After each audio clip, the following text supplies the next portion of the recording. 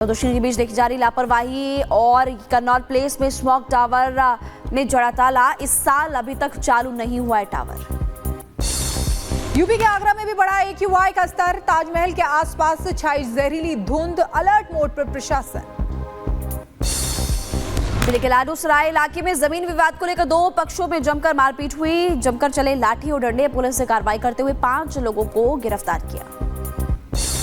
थाने में hit and run case. तेज रफ्तार car ने बाइक को मारी टक्कर। हादसे में 21 साल के युवक की मौत हो गई। पुलिस चालक की तलाश में जुटी हुई है। बुलंदशहर में दिवाली से पहले खाद्य विभाग अलर्ट। गांव के एक प्लांट में छापेमारी की गई। सिंथेटिक दूध को नष्ट किया गया। दूध मावा पाउडर का भी सैंपल लिया गया। मुजफ्फरनगर पुलिस का पत्थरबाजों पर एक्शन। 12 से ज्यादा पत्थरबाज किए गए गिरफ्तार। सीसीटीवी फुटेज के आधार पर की गई पहचान। मध्य प्रदेश के मंदसौर में नौकर ने 20,000 रुपए के लिए मालिक की हत्या कर दी। 8 बार मालिक पर वार किया। वारदात को अंजाम देने के बाद आरोपी नौकर फरार। यूपी की झांसी में एक युवक के साथ मारपीट हुई है। कुछ लोगों ने जमकर की पिटाई। वीडियो सोशल मीडिया पर वायरल। 2 दिन पुराना बताया जा रहा है वीडियो। यूपी के अम्बेडकर नगर में चाइनीज लहसुन के खिलाफ कार्रवाई। लहसुन को जब्त करने के लिए मंडी पहुंचे अधिकारी। चीन में दिखा बाढ़ जैसा नजारा। चारों तरफ दिखा पानी का अंबार। सड़कों पर खड़ी गाड़ियां पानी में डूब गई। मैक्सिको के रोसेविल में बारिश के बाद बिगड़े हालात। सड़कों पर भर गया पानी और 2 लोगों की जान चली गई। लेबनान पर इजराइल का हमला जारी। बेरूत के दक्षिणी हिस्से में की भीषण बमबारी। धमाकों से दहला पूरा इलाका। इजराइल ने एक बार फिर हमलों को किया नाकाम। उत्तरी इजराइल पर दागे गए मिसाइल आयरन डोम सिस्टम ने हवा में मार गिराया। इजराइल की सेना का ईरान पर बड़ा आरोप। कहा लेबनान में नगद रुपए और सोने से भरे बक्से भेज रहा है ईरान। बंकर में मिले नगद रुपए और सोने का बक्सा। इजराइल को लेकर संयुक्त राष्ट्र का बड़ा बयान। कहा गाजा में मानवीय सहायता पहुंचाने में लगातार बाधा डाल रहा है इजराइल। सितंबर महीने के अंदर यूक्रेन में सबसे ज्यादा नागरिक हताहत हुए हैं। संयुक्त राष्ट्र की तरफ से आए बयान। आंकड़ों के मुताबिक 208 यूक्रेनी नागरिक मारे गए और 1000 से ज्यादा घायल बताए गए हैं।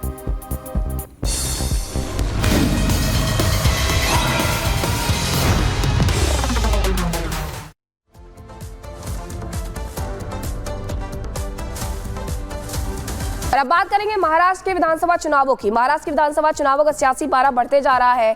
ऐसे में मुख्यमंत्री योगी आदित्यनाथ ने एक बयान दिया था, बटेंगे तो कटेंगे, नेक रहेंगे तो एक रहेंगे। और ये बयान उनका हिट साबित हो रहा है। यही वजह है कि मुंबई की सड़कों पर इस तरीके के पोस्टर लगा दिए गए हैं और वहां पर मुख्यमंत्री योगी आदित्यनाथ की जो पैन इंडिया पॉपुलैरिटी है वो भी देखने को मिल रही है। ग्राउंड रिपोर्ट देखिए।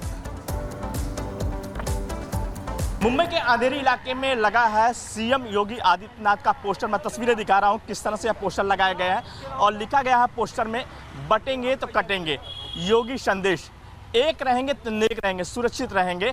ये तस्वीरें देख रहे हैं किस तरह से पोस्टर लगाया गया है।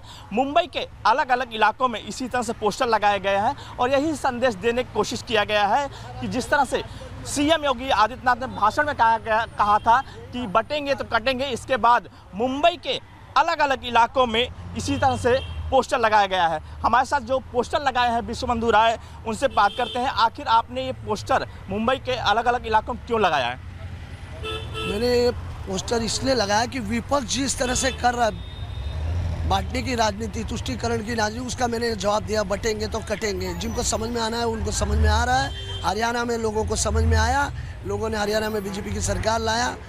कैसे लाए ये आपको भी पता है। वही नारा सेम यहाँ चलने वाला। उत्तर भारत के लोग योगी जी को मानते हैं, उनको चाहते हैं, इसलिए हमने उनका नारा यहाँ पे भी बुलंद कर दिया है। क्या आप चाहते हैं कि चुनाव प्रचार सीएम योगी आदित्यनाथ यहाँ पे आए और ज़्यादा से ज़्यादा करें? हाँ, 100%। वो तो हमारी चाह है। लोगों का मैंने भावना देखा कि योगी जी का नारा यहाँ चलाओ। जब लोगों ने कहा तो मेरे ध्यान में कल में आया, इसलिए मैं सुबह इस पर लग गया। तो कहाँ पोस्टर लगाए हैं आपने? मैंने बांद्रा बिंद्रा विपक्ष के नेता, अंधेरी, जोगेश्वरी, सब जगह लगा और लगेंगे। लेकिन विपक्ष के जो लोग हैं आपको टोक रहे होंगे, पूछ रहे होंगे भाई क्यों लगाया? मैं विपक्ष के लोगों को देख के नहीं, उनको मालूम है कि वो तुष्टीकरण की राजनीति करते हैं। तुष्टीकरण की राजनीति, बांटने का राजकारण वो करते हैं। उनको मैंने जवाब दिया कि अभी भी अलर्ट हो जाओ, लोग आपको साफ कर देंगे इस इलेक्शन में। क्या मांग कर रहे हैं बीजेपी से कि ज़्यादा से ज़्यादा सीएम योगी आदित्यनाथ मुंबई, पूरे महाराष्ट्र में प्रचार करें? सब कैंडिडेटों की ऑलरेडी मांग डायरेक्ट सीएम जी के कार्यालय में जा रही है, पार्टी कार्यालय में आ रही है, महाराष्ट्र कार्यालय में जा रही है, उत्तर प्रदेश के कार्यालय में जा रही है। ऑलरेडी मांग जा रही है उनकी प्रचार करने के लिए। पब्लिक की क्या डिमांड है? पब्लिक की डिमांड है योगी जी को लाइए। उत्तर भारत के लोग तो सब योगी जी को चाहते ही है, क्योंकि कटेंगे तो बटेंगे। ये तस्वीरें देखें, बटेंगे तो कटेंगे, ये पोस्टर लगाया गया है और मुंबई के अलग अलग इलाकों में लगाया गया है। हम कुछ लोगों से बात करेंगे, आप लोग भी यहाँ पे हैं और इस तरह से पोस्टर लगाए गए हैं, क्या कहेंगे अंकल, क्या कहेंगे आप? इस तरह से पोस्टर लगाए, क्या चाहते हैं आप? एक बहुत अच्छी सोच है ये। बटेंगे तो कटेंगे।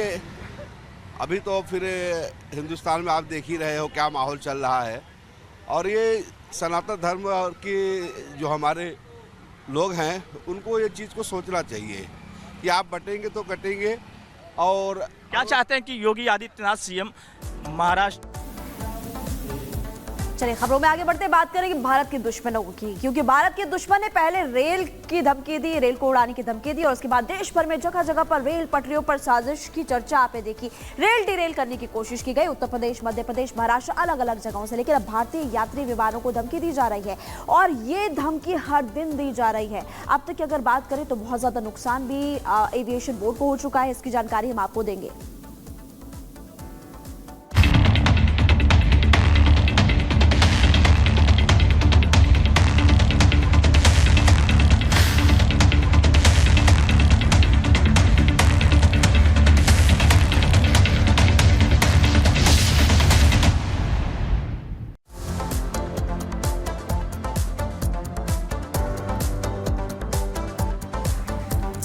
तो देखिए किस तरीके से बीते कुछ दिनों में अगर बात करें, बीते 10 दिनों में 100 से ज्यादा धमकियां फ्लाइट्स को आ चुकी हैं। बाकायदा उनका रूट होता है, उसमें साथ ही साथ फ्लाइट के बारे में भी लिखा होता है। इस तरीके की 100 धमकियां आ चुकी हैं। सीधे सीधे ये अब आम लोगों को नहीं बल्कि अर्थव्यवस्था को नुकसान पहुंचाने की साजिश रची जा रही है।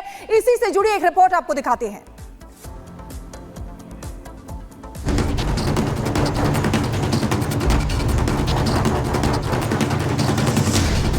क्या भारतीय एविएशन इंडस्ट्री के खिलाफ हो रही है साजिश? क्या बम की झूठी धमकियों से अर्थव्यवस्था को चोट पहुंचाने की साजिश? भारत के खिलाफ एक नई साजिश का ताना बाना बुना जा रहा है। इस बार ये साजिश भारत के नागरिकों के खिलाफ नहीं बल्कि देश की अर्थव्यवस्था के खिलाफ है। दुनिया की तेजी से बढ़ती भारतीय एविएशन इंडस्ट्री को नुकसान पहुंचाने के लिए विदेशी धरती पर एक नए तरीके का हथकंडा अपनाया जा रहा है। हम ऐसा क्यों कह रहे हैं? इसके पीछे पुख्ता वजह मौजूद है। पिछले 10 दिनों में 100 से ज्यादा विमानों में बम की धमकी मिल चुकी है। एयरलाइंस कंपनियों को मेल या सोशल मीडिया के जरिए धमकी दी जा रही है। धमकी में बकायदा फ्लाइट का नंबर, उसके रूट का जिक्र होता है, जिसके बाद सभी फ्लाइट्स की इमरजेंसी लैंडिंग करवाकर चेकिंग की गई। हालांकि धमकी वाली किसी भी फ्लाइट में कोई संदिग्ध चीज नहीं मिली है।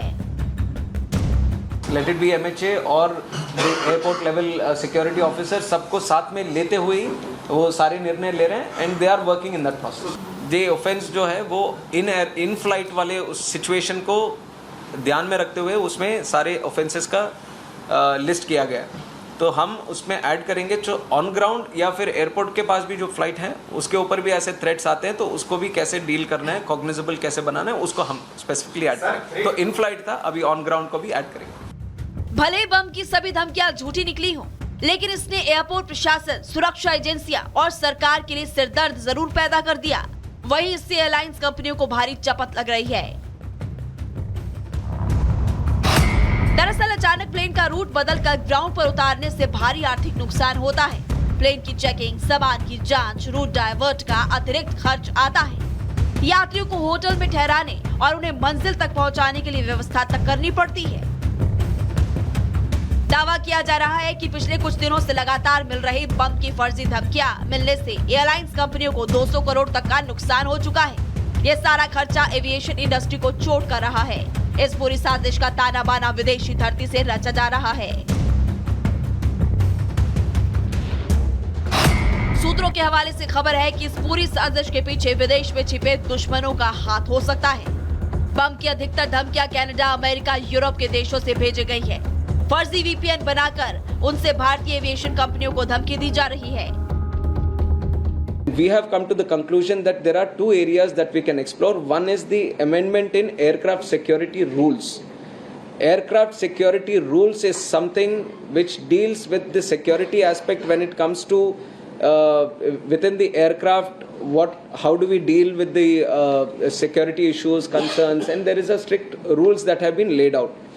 And we have seen that if you can do a little amendment there, it can specifically strengthen the cause which we are fighting for right now. So one of the idea that we want to propagate by changing these rules is, once we catch hold of